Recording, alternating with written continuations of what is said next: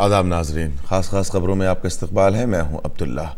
वज़ीर ख़ारजा एस जयशंकर ने रायसीना डायलॉग में कहा कि हम दहशतगर्दी से सख्ती से निमट रहे हैं। अब हम बचने वाले नहीं बल्कि फैसला लेने वाले बनेंगे। वज़ीर ख़ारजा एस जयशंकर ने कहा कि एक वक्त था जब हम काम के मुकाबले बातें ज़्यादा किया करते थे, लेकिन अब तब्दीली आ रही है। वज़ीर ख़ारजा ने भारत चीन रवाबित पर कहा कि दोनों ममालिक के लिए रवाबित में तवाज़ुन अहम है, हमें एक दूसरे के साथ चलना होगा। रूस के वज़ीर ख़ारजा सर्गेई लावरोव ने कहा कि अमेरिका, जापान और दीगर ममालिक की जानिब से नए हिंद बहरुल काहिल का तसव्वुर लाने की कोशिश मौजूदा ढांचे को नई शक्ल देने की कोशिश है। हिंद बहरुल काहिल के तसव्वुर पर उन्होंने कहा कि किसी को भी रोकने की कोशिश नहीं होनी चाहिए। उन्होंने भारत के मौक़िफ़ की हिमायत की। सर्गेई लावरोव ने कहा कि भारत और ब्राज़ील का अक़वाम मुत्तहिदा की कौमी सलामती कौंसिल में होना ज़रूरी है।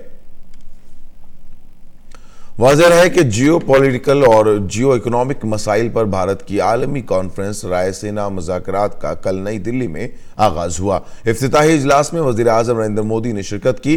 रायसीना डायलॉग का इनेकाद मुश्तरका तौर पर वज़ारत ख़ारजा और ऑब्जर्वर रिसर्च फाउंडेशन ने किया है। 100 से ज़्यादा ममालिक के 700 बैनुल अक़वामी नुमाइंदे डायलॉग में शिरकत कर रहे हैं। सहरोज़ा कॉन्फ्रेंस में रूस, ईरान, ऑस्ट्रेलिया, मालदीव, जनूबी अफ्रीका, एस्टोनिया, चेक जमहूरिया, डेनमार्क, हंगरी, लाटविया, उज़्बेकिस्तान और यूरोपीय यूनियन के वज़राए ख़ारजा इसमें हिस्सा ले रहे हैं।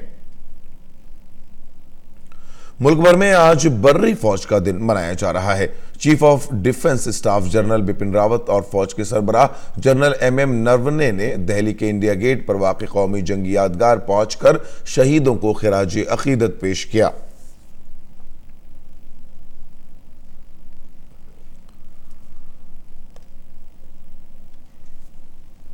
सदर जमहूरिया रामनाथ कोविंद ने फौजी दिन के मौके पर एहलकारों और उनके अहल खाना को मुबारकबाद दी है। उन्होंने कहा कि तमाम फौजी भाई बहन, सुबुकदोश फौजी और उनके अहल खाना हमारे मुल्क का वक़ार और आज़ादी के रखवाले हैं। सदर जमहूरिया ने कहा कि उनके कुर्बानी के जज्बे ने हमारी खुद मुख्तारी का तहफ़्फ़ुज़ किया है, मुल्क के फ़ख्र में इजाफा किया है और लोगों की हिफाजत की है। जय हिंद। वज़ीर आज़म मोदी ने फौजी दिन के मौके पर अपने पैगाम में कहा कि भारत की फौज माँ भारती की आन बान और शान है। उन्होंने कहा कि हमारी फौज अपनी बहादुरी और पेशावराना रवैये के लिए जानी जाती है।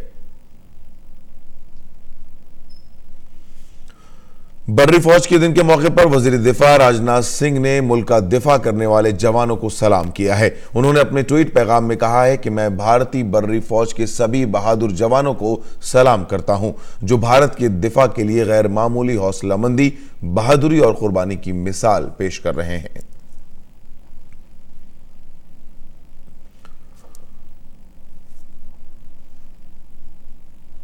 मरकजी हुकूमत ने 1984 सिख मुखालिफ फसादात के मामले में जस्टिस ढींगरा कमेटी की रिपोर्ट को कबूल कर लिया है। हुकूमत ने सुप्रीम कोर्ट को बताया कि कमेटी की रिपोर्ट के मुताबिक ही आगे की कार्रवाई की जाएगी। सुप्रीम कोर्ट ने दिल्ली सिख गुरुद्वारा मुंतजमा कमेटी के अर्जी गुजार को खुसूसी जांच कमेटी के जरिए पेश की गई रिपोर्ट पर तजवीज़ देने की इजाज़त दी। इस दरखास्त में 1984 के सिख मुखालिफ फसादात के मामले में 62 पुलिस एहलकारों के रोल की जांच का मुतालबा किया गया है। मुल्क भर में मकर संक्रांति का त्यौहार बड़ी धूमधाम से मनाया जा रहा है। मकर संक्रांति सूरज के शुमाली जहत में आने पर मनाया जाता है।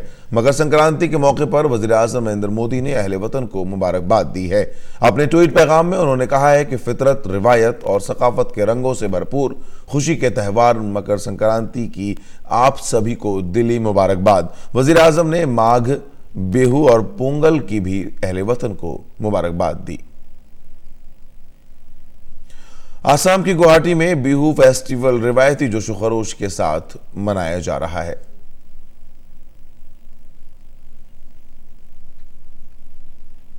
खरीफ फसल की कटाई के मौके पर तमिलनाडु में पोंगल का त्यौहार बहुत ही जोशो खरोश से मनाया जा रहा है। इस मौके पर घर की खवातीन ने खुसूसी पूजा अर्चना की और अपने घर और खानदान की खुशहाली के लिए दुआएं मांगी।